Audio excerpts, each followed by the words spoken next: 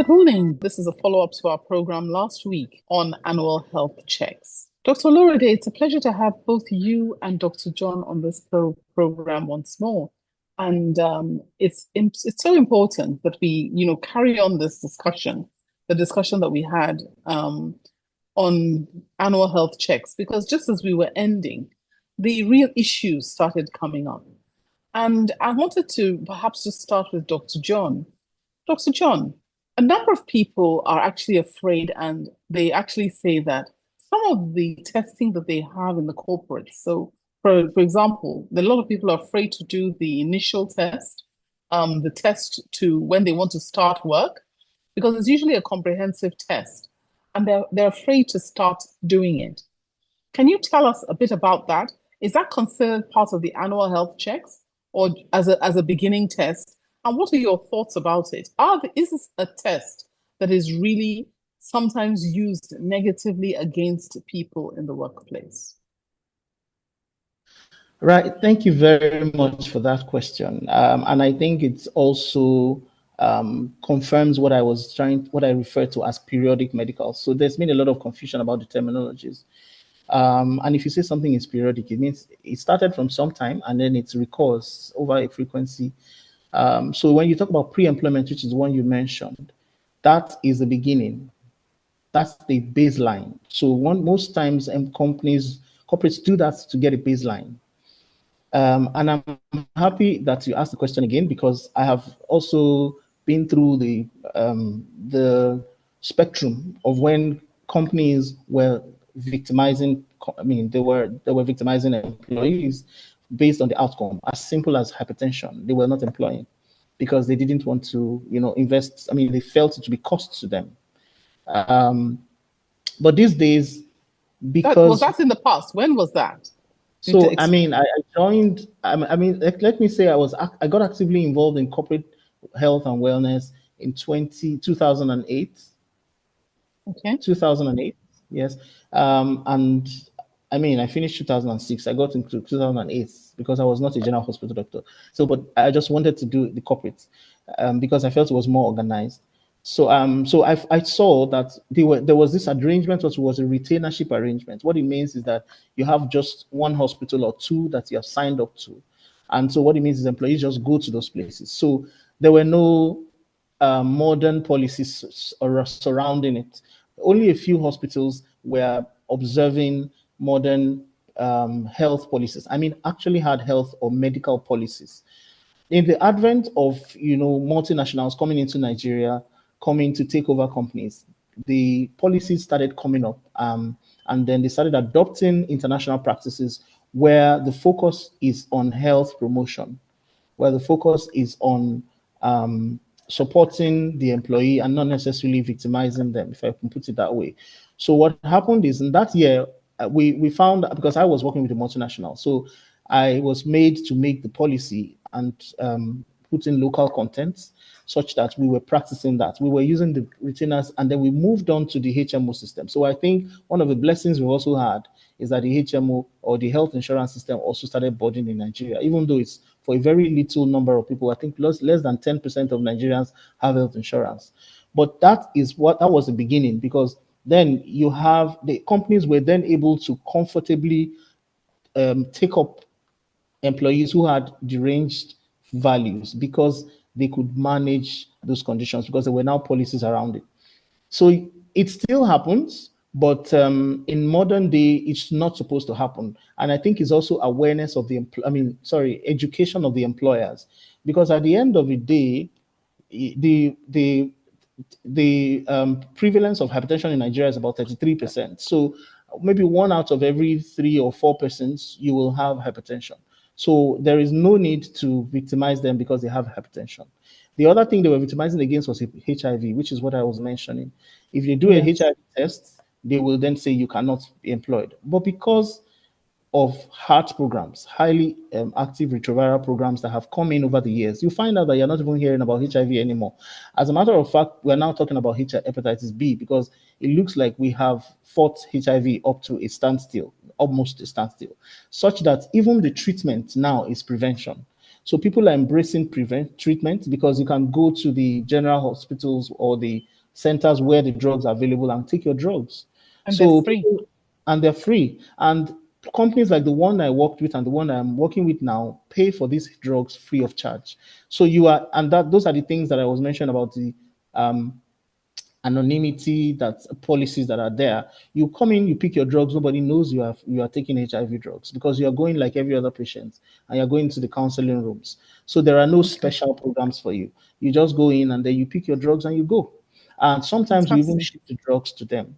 Sometimes they pick up the drugs once in 3 months and they do not even feel in any particular way.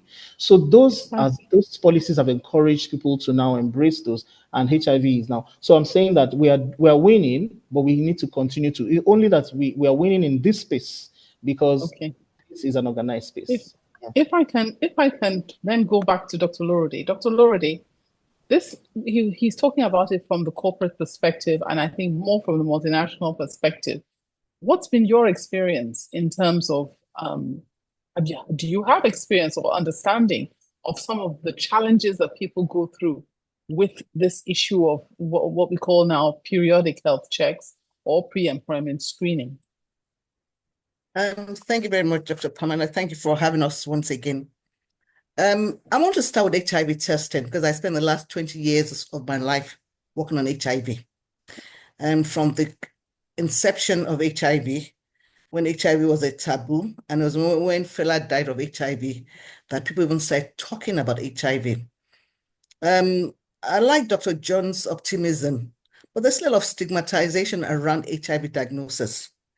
And I've spent the last 20 years of my life on it, so I have a lot of knowledge. And suffice to say, I think one of the major things that we continually do is education, education, education.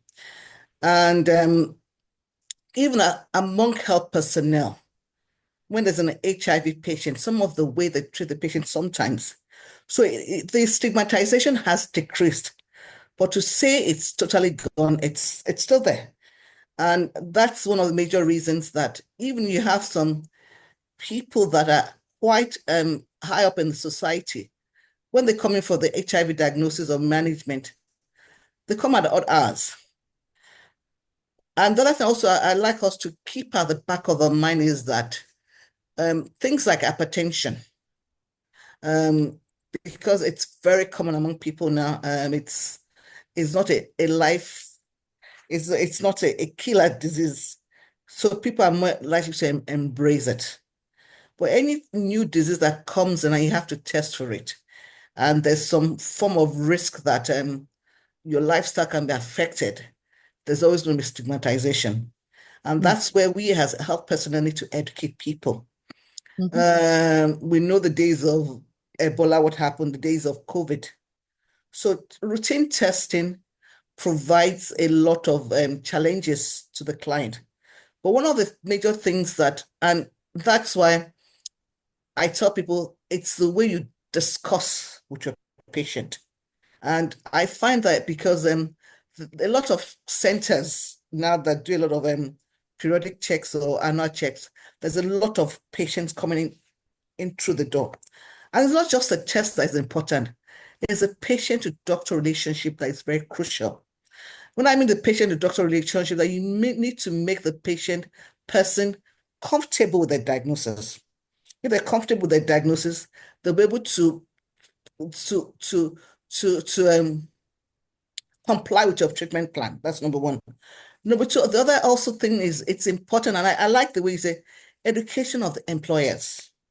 We all talk about what the employers want is the best from their employees. And one of the things that scares employers also is that if I employ this person, can they give me productive time in my employment? And all the rules engaging the persons. So those are the things that we need to continually dialogue and make sure that both the employer and both the employees are very well educated. But stigmatization, it's still there. It's not over, but there's covert stigmatization. It needs to be dealt with. Thank you very much. Dr. John, Coming back to our pre-employment screens, we are aware that there's some people who know they have a condition and send someone else in to actually front for them. Now, how do you, deal with that in terms of corporate wellness? And is that something that persists even when a person is fully employed? Because we know that they're doing that just to get employment. But are there people who dodge and avoid um, corporate periodic screens? Does that still happen now? Absolutely, yes. We just recorded one just about a month ago. And another one, I think, just about 6 weeks ago. Yes, it still does happen. The way we perceive it is that it's a bit of course, education and the process. We know that the risk of impersonation is very high. If it's not a small risk, because what it will mean is the integrity of your own as a provider, integrity of your results of your outcome is questionable, and of course the risk to the employer as well, because they need to know. I mean, even if they're going to take on that, responsibility of managing it, they need to know at least. And it's not a one-time relationship; it's a very long-term relationship that we consider with our clients. So the way we manage it is that we first of all make sure that there is a very clear process of registration of the employees that are sent to us. We automate it actually such that we are not doing paper. We are not. We make it foolproof. Whatever is being referred to, or whoever is being referred to us, is referred to us through a system where the names are verified, the billing is verified, and at the same time, what we have done is create platforms for the employers to actually upload themselves or make orders themselves. There's also a platform where even if the employer does not want to do themselves, all they need to do is send a list, or they need to authorize the person given a letter, and they will need to put unique identifiers there. And those unique identifiers will be the name, the age, the date of birth, Yes, and certain. as opposed to the administrative process, which I can hear you've got on sort of in hand. We're actually talking about the implications health wise, implications to the client or the employee, implications to the employer, and how do you then, for example, if such things are detected, bring the truth out, not the administrative one, and how do you manage the fallout of those kinds of incidences? Okay, so of course, the administrative is to prevent the occurrence, but if it then occurs, what we will do is a full disclosure. Actually, the process should pick it up. But if in any case there is an incident where it's picked up either even by the employer or something, we will do a full disclosure, and then we will do an investigation. And that investigation will let us know what exactly went wrong. And we will then ask the employer for whatever it is, a peer group, whatever, we set it up and we decide. First of all, they have their own implications for the staff, but we are willing to do a recheck of this patient, of this client, and come and do a proper check for that client. We know that that's the implication is because of the stigmatization, but then we do a counseling. We don't encourage punitive measures because, I mean, that will send a bad signal. And then you will also have to deal with every other person who also has that problem. So it's better to encourage people to come out and give their proper and their honest and be honest about their screening when they know that the employer does not have a negative intention. So we will do a full disclosure and we will then rescreen the patient and provide the appropriate results if the decision goes that way. So if I can go back to Dr. Olorode. Thank you. Dr. Olorode, if I can then take you back. So understanding what we're talking about in terms of the, the issues, the deeper issues, the psychological issues that make a person to do this kind of impersonation, that bring false results, etc. I mean, how do we deal with it from the patient perspective, from the employer perspective? I mean, he's talked about the administrative process, but I'm talking more about the psychological process here. Well, thank you very much, Dr. Pamela. There's some stages that people go through when the issue's been disclosed to them. First of all is acceptance. They need to accept the diagnosis. And a lot of Nigerians have some religious undertones, whether either a Christian or a Muslim, and it's like, if you give them a negative diagnosis that it can't be me, it's a lie. And sometimes, so you need to first of all break that factor, that the denial aspect of it. You need to really deal with that. The other, after you've gone through the denial aspect and the patient has accepted the diagnosis, the next major crucial part is now the patient having confidence that there won't be rejection. When I mean rejection either by a spouse or family members of the employee. Those are some of their fears. And that's when you have detailed discussions with them. And you have to get because, as health professionals, we still have confidentiality to our patients or to our clients. And you now need to discuss with them how you can have some disclosure. And it's until they feel comfortable with that diagnosis and they feel there won't be any rejection, there any fears, then it's easier for them to disclose to the employee and easier to disclose to people around them. So it's when you now tell them, and the major things are, you need to know what the issues they're afraid of. And therefore, you need to spend some time really identifying the fear triggers. And you need to now be able to adequately counsel them on the different fear triggers and to really minimize the fear factor. If the fear factor it's gone, then they're more comfortable about the disclosure, and therefore you don't have a lot of this people impersonating others. But at the same time, we also need to work hand in hand. So as we work with, especially for people that deal with a large number of corporate clients, because they fear that is their livelihood, is their income that can be negatively impacted. You also need to deal with employers that, although they might have this condition, it doesn't stop the productivity within your company. So it's a two-pronged affair. You need to deal with the fears of your client. You also need to deal with the fears of the organization. So as you take on occupational health, you need to prepare also the management and be able to accept the results and be able to absorb. Because if the client feels that despite the outcomes from my screening, it won't jeopardize my income, there'll be no issue. So you need to work on the two prongs and that will help things to move smoother. Thank you. Okay, moving back to you, John. You said you do work on these things, but we still do have these impersonators.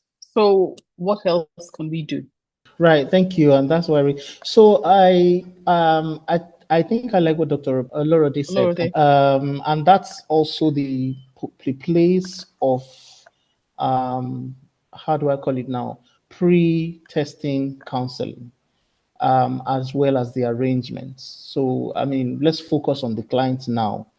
The client is the one that is coming for the test and will get. You need to first of all let the client know, like she mentioned about data privacy, that they are going to get their reports directly. There is the arrangement in the corporates where they say we want to receive the results as well. As an employer, then you need to ask the employee to sign a consent to say we're going to give it to your employer. That can be done before the testing, and that's part of the counseling that will be done. Now, and usually we encourage them to also do that in-house so that they will know. But I know that does not address it. It might even worsen it because now they know the employer will know. But the approach is that now in the corporates, we encourage them to have these programs before they even start. That's why the medical policy is important. Because once you have a policy, then you have a program that backs up whatever it is that you have written in your policy. If you have a HIV a medical policy and it says we're going to cover treatment screening of HIV, and we will not discriminate against HIV. That's the first step to do. You need to have that written in your policy and educate your staff that this is our policy.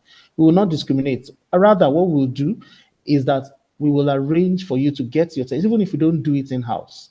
this is where to get your treatment. This is where to get help if it is positive, and you will not be laid off because you have it.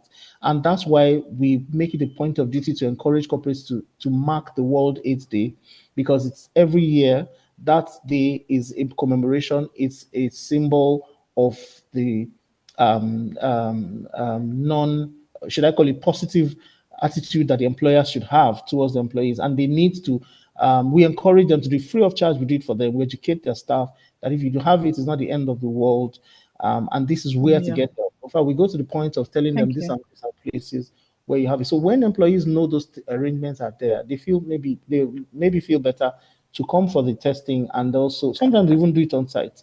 And then we do the counseling there, and then we can take them on board into the programs that are there. So the arrangement, the counseling helps. Yeah. That's great. I think, the HIV is something that is really being well taken care of, I would say, particularly in Nigeria now, and with the recent drugs and so on. There's a lot. We're looking at eradication by 2030. We had a discussion with Professor Akomu in December. But what about others? Things like hepatitis B, hepatitis C, are not as well known or well understood, and yet still carry that, strong degree of stigma. How does that get managed? Yeah, sorry. Please go ahead, Dr. Olorode, and then okay. Dr. John. Thank you very much. As you said, there was a lot of publicity and there's a lot of noise around HIV, and that's why there was a lot of money that was mobilized from the Global Fund. So that helped from things like the campaigns, prevention campaigns, the testing, and the availability of highly active antiretrovirals, and that people are seeing that people are living longer. So that's what's really minimized the fears of people. And that's where the acceptability or embracing HIV has improved. And in the last couple of years, 3 to 5 years now, there's been a lot of campaign and build up on hepatitis B and C. I know that WHO is doing a lot of work at the moment. There's a lot of review of the guidelines. There's a lot of review of the policies. There's been more on how you can test for it, on the vaccines and all that. So what I'm trying to say is that the energy that was put into HIV, if that is put into hepatitis B, people have information, they have access to testing and treatment at affordable prices, and they have meaningful lifestyle after their diagnosis. It will minimize the fear. So, and that's what we've been trying to push for the WHO to make a lot of noise on it and to really push towards getting these things too, so that we can the acceptability and people will be more comfortable if they have an hepatitis B or C diagnosis. Thank you. So, Dr. John, going further on that, there are some people who test their house help. I don't know if that comes under corporate testing, but just occupational health. I mean, house help is an occupation. Maybe they see hepatitis B or hepatitis C, they're not being employed. So I don't know what your thoughts are with regard to that. Yes, thank you very much. Hepatitis B, like Dr. Olorode said, is getting attention. I think that it was because there is a carrier stage or state for hepatitis B where you can have it and you will not show any symptoms and you can live with it for many years. And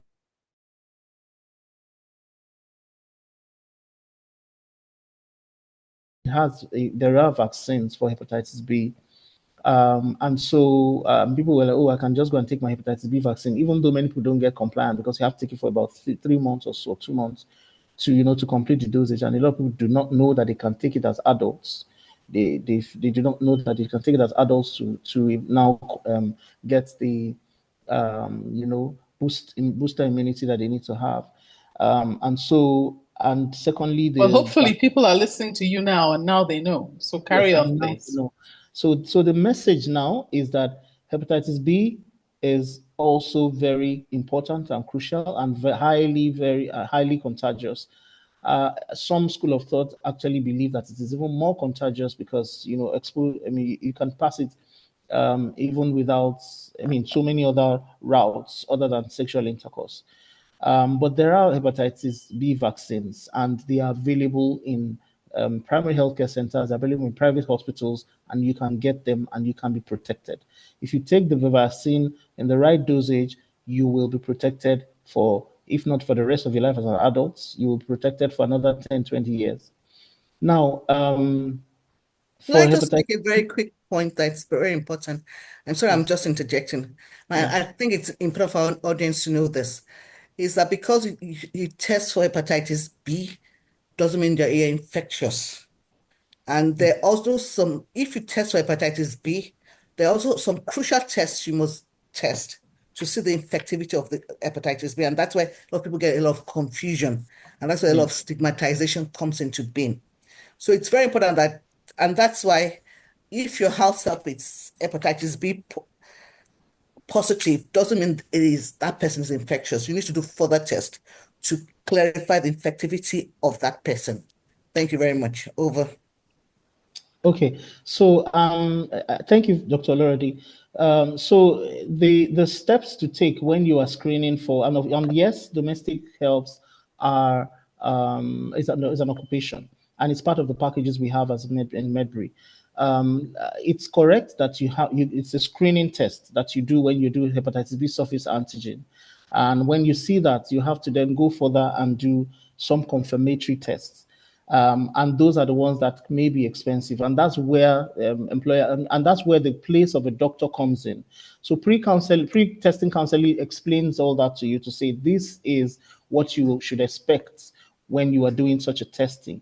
And if it comes out that it is positive, these are the further tests to do that will then let you know if the person is infectious based on loads of the virus, as well as certain other factors that you're going to test for in the blood that will tell you if the person is actually infectious or not. As a matter of fact, those factors are also used in consideration for treatment, because if you do not have those factors that would make you eligible for treatment, then you don't go for treatment. You just continue until you get to the point where you have to retire. So employers who employ house helps need to know that, usually we educate them, need to know that that's not an indication not to hire someone because they have hepatitis B. They need to just go for further checks and get advice on what to do next. And if the person actually qualifies for someone who is highly infectious, then they will take their decision after that. But it's just about the education and the right information that they get. Well, I think this has actually been very educational. I think a lot of people have listened to it, but I think if we can just talk a bit about what Dr. Olorode also spoke about, particularly for people who don't want to test. I think for me, a lot of people don't want to test and they do their test.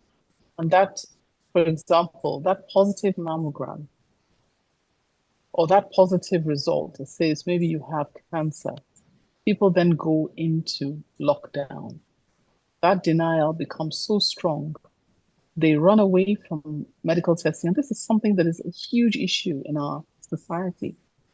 A friend of mine came to me. She couldn't believe her own sister, highly educated, had actually had a test which indicated breast cancer 3 years before. Did not tell any family member. Kept on going to church and going to church and going to church. By the time she was critically ill with stage, and metastasis everywhere, was when she now let the family know. So what can we do about this? Because this is something that we really have to talk about. This is also part of this impersonation syndrome and running away syndrome. I don't know what your thoughts are. Maybe we can start with Dr. Olorode and then come back to you, Dr. John. What are your thoughts? How can we deal with this in our society? So I think the major problem I've had, because is that people feel that it can be me. It's the next door neighbor. So there's always this that they don't feel they're vulnerable. And that's one that we need to treat, that it can be anybody. And so and that's the very first step to getting people to test. Because I look healthy, I look good, I have a good lifestyle. I've had a very clean lifestyle of my life. So there's nothing I can be harboring. And that's a misconception. And that's where education is very important. So that's the very first hurdle for us to be able to get past that stage. Because I still have a lot of friends. I mean, even my husband's friends.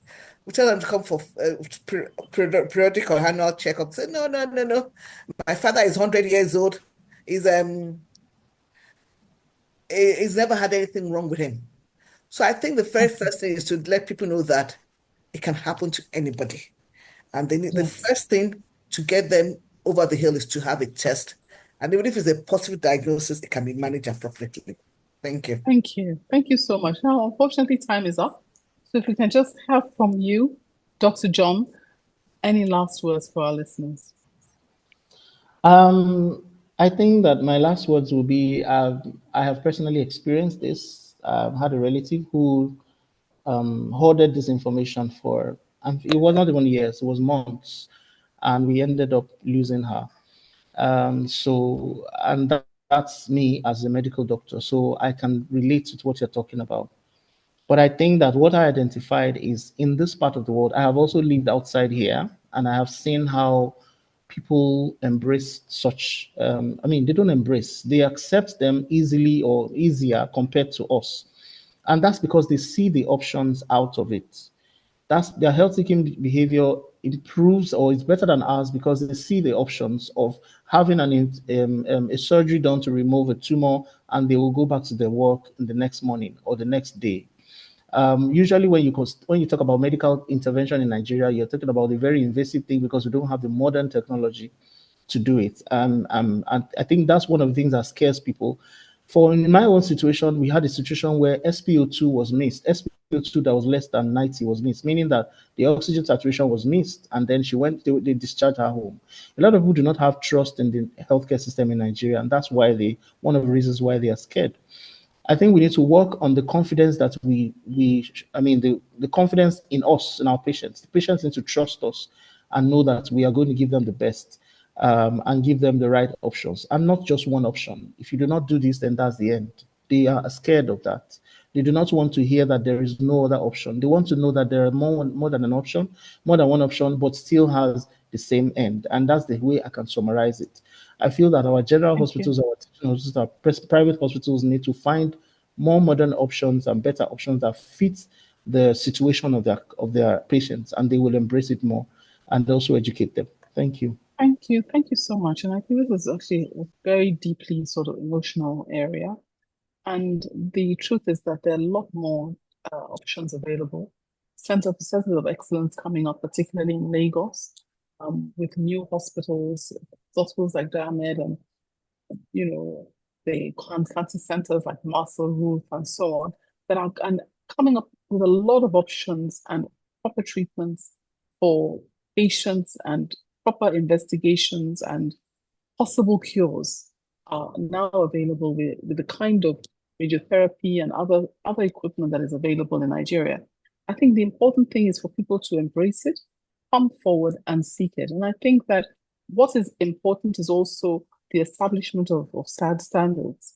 The National Standards Agency that is being set up is one that I think will go a long way towards helping us and improving trust in our patients and in the services that we provide. So I just like to say thank you so much for coming on the program. Thank you so much for sharing. And I'm hoping that a lot more people will go out there, have their tests, and understand how to handle it and how to deal with it going forward. Thank you very much. Thank you for watching. Please like, share, and subscribe for new video updates.